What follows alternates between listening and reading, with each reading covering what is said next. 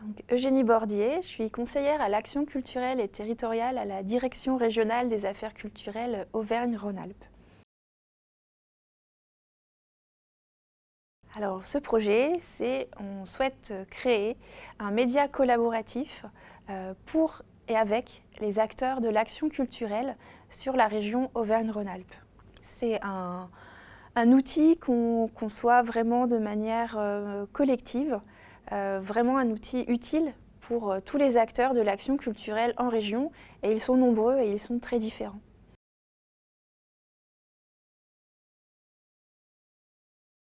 Alors il s'adresse justement à tous les acteurs de l'action culturelle en Auvergne-Rhône-Alpes, plus précisément sur les premiers temps de développement.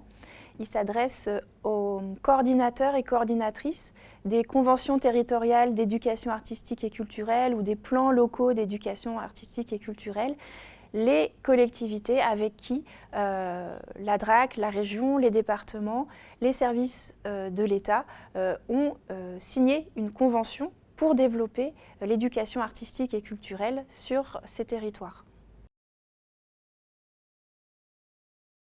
Le projet est piloté par la Direction régionale des affaires culturelles et la région Auvergne-Rhône-Alpes dans le cadre de notre partenariat du contrat de plan État-région.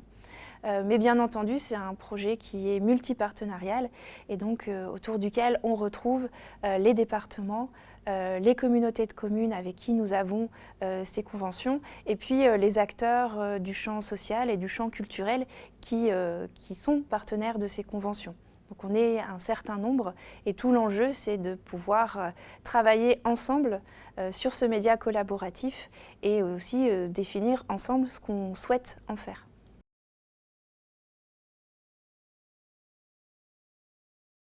Donc on est sur une démarche collaborative, ça c'est quand même notre maître mot tout au long du projet. Et pour vraiment que ça soit une collaboration effective, on a choisi de travailler à partir d'une méthode agile.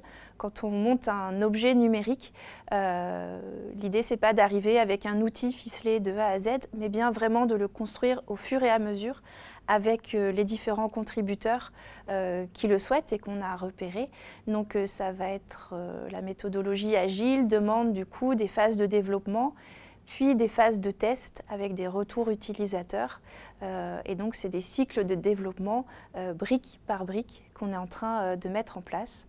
Et là, cette première brique nous permet en tout cas d'amorcer tout ce dialogue qu'on souhaite mener avec nos différents partenaires et de pouvoir tester l'outil. On est bien sur l'enjeu d'avoir un outil utile sur des besoins réels. Et donc pour ça, on a besoin d'être vraiment sur ces allers-retours avec les utilisateurs et les contributeurs du site.